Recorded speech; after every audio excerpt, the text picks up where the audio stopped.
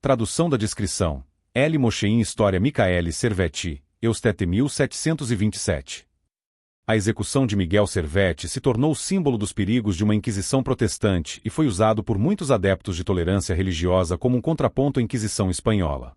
Este frontispício da biografia de Mosheim retrata Servetti, provavelmente de forma imprecisa, bem como sua execução, em Genebra. Nota: para quem diz que a Inquisição protestante não existiu, iremos fazer o favor de colocar aqui o relato de Philip Schaff, historiador protestante e anticatólico, conhecido por sua célebre tradução dos padres da Igreja para o inglês, sobre a Inquisição protestante, dando como exemplo a condenação por heresia de Servetus em seu julgamento em Genebra feito por Calvino. Traduziremos o caso completo em outro texto. O relato está presente em sua obra de vários volumes sobre história da Igreja Cristã, disponível neste site calvinista, http://www.cel.org/cel-hcc8.4.16.iv.html. Pouparemos-nos de quaisquer comentários, grifaremos as partes interessantes, e qualquer reclamação, tentem ressuscitar Philip Schaff para os ouvir. Observação: tratamos aqui como Inquisição a prática da punição de hereges com morte, tortura, prisão ou exílio. Intolerância protestante. Os julgamentos dos reformadores sobre Servetus. Por Philip Schaff. Historiador protestante. Os reformadores herdaram a doutrina da perseguição de sua igreja-mãe, e praticaram-na, assim que tinham poder. Eles lutaram contra a intolerância com intolerância. Eles diferenciavam-se favoravelmente de seus adversários no grau e extensão, mas não no princípio, de intolerância. Eles quebraram a tirania do papado, e, assim, abriram o caminho para o desenvolvimento da liberdade religiosa, mas eles negaram aos outros a liberdade que eles mesmos exerciam. Os governos protestantes na Alemanha e na Suíça excluíram, dentro dos limites da sua jurisdição, os católicos romanos de todos os direitos religiosos e civis, e tomaram posse exclusiva de suas igrejas, conventos e outros bens. Eles baniram, prenderam, afogaram, decapitaram, penduraram e queimaram anabatistas, antitrinitarianos, Svenfelders e outros dissidentes. Na Saxônia, Suécia, Noruega e Dinamarca, nenhuma religião e de culto público era permitida, apenas a luterana. O Sínodo de Dort depois expatriou todos os ministros e professores arminianos. O Código Penal da Rainha Elizabeth e os sucessivos atos de uniformidade que visavam o extermínio completo de toda dissidência, papal ou protestante, e fez disso um crime se o inglês fosse outra coisa senão um episcopal. Os puritanos, quando estavam no poder, expulsaram 2.000 ministros de seus direitos por não conformidade, e os episcopais pagaram de volta na mesma moeda, quando eles voltaram ao poder. Os reformadores, diz Gibbon, com gravidade sarcástica, eram ambiciosos de sucederem os tiranos que haviam destronado. Eles impuseram com igual rigor os seus credos e confissões, afirmaram o direito do magistrado punir os heréticos com a morte. A natureza do tigre era a mesma, mas ele foi gradualmente privado de seus dentes e presas. A perseguição protestante viola o princípio fundamental da reforma. O protestantismo não tem o direito de existir, exceto com base na liberdade de consciência. Como, então, podemos explicar esta incoerência gritante? Há uma razão para tudo. A perseguição protestante foi necessária em autodefesa e na luta pela existência. Os tempos não estavam maduros para a tolerância. As igrejas jovens não poderiam ter ficado de pé. Essas igrejas tinham primeiro que ser consolidadas e fortalecidas contra inimigos circundantes. Tolerância universal naquele momento teria resultado em confusão universal e perturbado a ordem da sociedade. Da anarquia ao despotismo absoluto é apenas um passo. A divisão do protestantismo em dois campos rivais, o luterano e reformado, enfraqueceu. Novas divisões dentro desses campos teriam arruinado e preparado um triunfo fácil para o romanismo unido, que se tornaria mais despótico do que nunca. Isso não justifica o princípio, mas explica a prática, de intolerância. Os reformadores e os príncipes protestantes e magistrados concordavam essencialmente com essa atitude intolerante, tanto para os romanistas quanto para protestantes heréticos, pelo menos na medida de prisão, deposição e expatriação. Eles diferiam apenas quanto ao grau de gravidade. Todos acreditavam que o papado era anticristão e a missa idolatria, que a heresia é um pecado contra Deus e a sociedade, que a negação da trindade e da divindade de Cristo era a maior das heresias, que merece a morte de acordo com as leis do império, e castigo eterno de acordo com o credo de Atanásio, com suas 3 cláusulas condenatórias. E que o governo civil é tanto obrigado a proteger a primeira quanto a segunda tábua do Decálogo, e para vindicar a honra de Deus contra a blasfêmia. Eles estavam ansiosos para mostrar seu zelo pela ortodoxia com gravidade contra a heresia.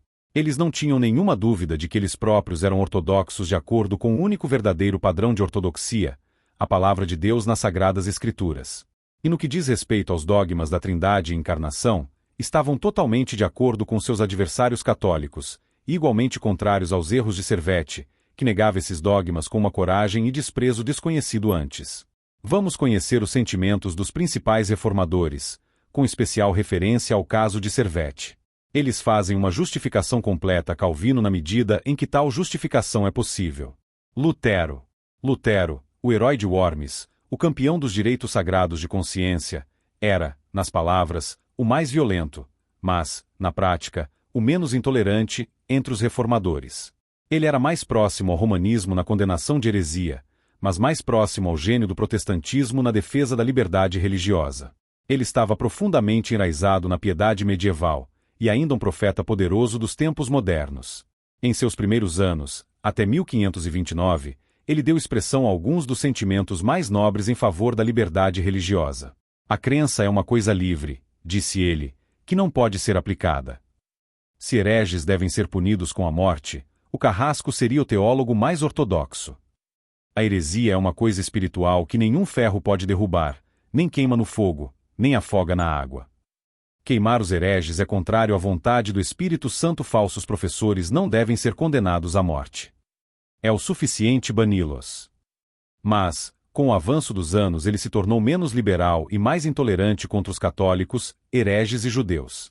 Ele exortou os magistrados a proibirem toda a pregação de anabatistas, a quem ele denunciou, sem discriminação, como falsos profetas e mensageiros do diabo, e ele pedia sua expulsão. Ele não levantou qualquer protesto quando a Assembleia de Seir, em 1529, deu um decreto cruel para que os anabatistas fossem executados a ferro e fogo, sem distinção de sexo, e mesmo sem audiência prévia antes de juízes espirituais. O eleitor da Saxonia considerou seu dever executar este decreto, e colocar um número de anabatistas à morte em seus domínios. Seu vizinho, Filipe de Hesse, que tinha instintos mais liberais do que os príncipes contemporâneos da Alemanha, não concordava em usar a espada contra as diferenças de crenças. Mas os teólogos de Wittenberg, ao serem consultados pelo eleitor John Frederick por volta de 1540 ou 1541, deram seu julgamento a favor de sentenciar os anabatistas à morte, de acordo com as leis do Império. Lutero aprovou o presente acórdão em seu próprio nome, acrescentando que era cruel puni-los pela espada, mas mais cruel seria eles condenarem o ministério da palavra e suprimir a verdadeira doutrina, e tentarem destruir os reinos do mundo. Se colocarmos uma construção rigorosa sobre esta frase, Lutero deve ser contado entre os defensores da pena de morte por heresia. Mas ele fazia uma distinção entre duas classes de anabatistas, os que eram sediciosos ou revolucionários, e aqueles que eram meros fanáticos. A primeira classe deve ser condenada à morte, a segunda deve ser banida. Em uma carta a Filipe de Hesse, datada de 20 de novembro de 1538, ele pediu-lhe com urgência a expulsão de seu território os anabatistas, que ele caracteriza como filhos do diabo, mas não diz nada de usar espada. Devemos dar-lhe, portanto, o benefício de uma construção liberal.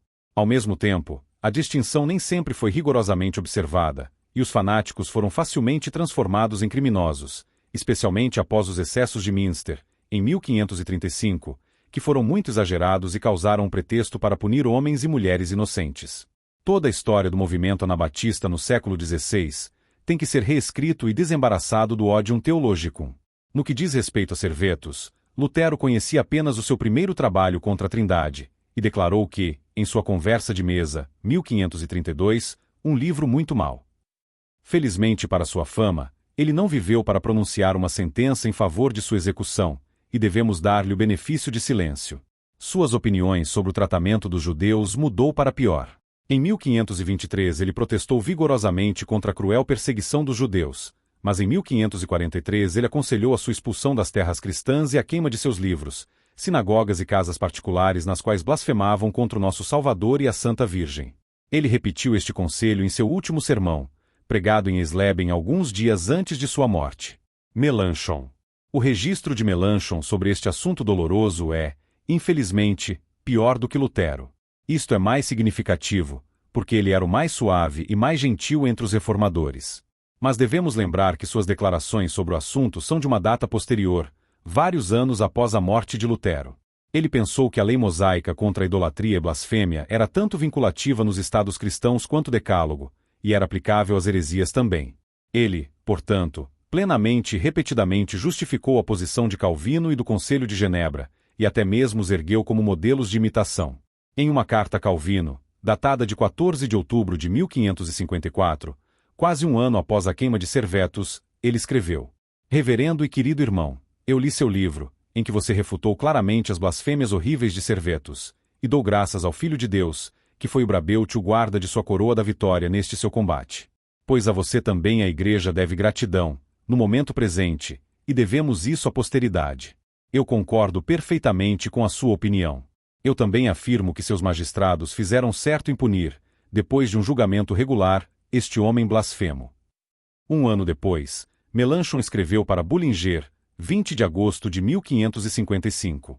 Reverendo e querido irmão, eu li a sua resposta para as blasfêmias de Servetus, e eu aprovo sua piedade e opiniões. Eu também julgo que o Senado genovese fez perfeitamente bem, em pôr fim a este homem obstinado, que nunca poderia deixar de blasfemar. E eu me questionam sobre aqueles que desaprovam essa severidade. 3 anos mais tarde, 10 de abril, 1557, Melanchthon incidentalmente, na advertência no caso de Teobald Tamer, que havia retornado à Igreja Romana, advertiu novamente para a execução de Servetus, e chamou-lhe de um exemplo piedoso e memorável para toda a posteridade. É um exemplo, de fato, mas certamente não para imitação. Esta aprovação sem reservas da pena de morte por heresia e a conivência da bigamia de Filipe de Hesse são as duas manchas escuras no nome justo deste grande e bom homem. Mas eles eram erros de julgamento. Calvino teve grande conforto do apoio da cabeça teológica da Igreja Luterana.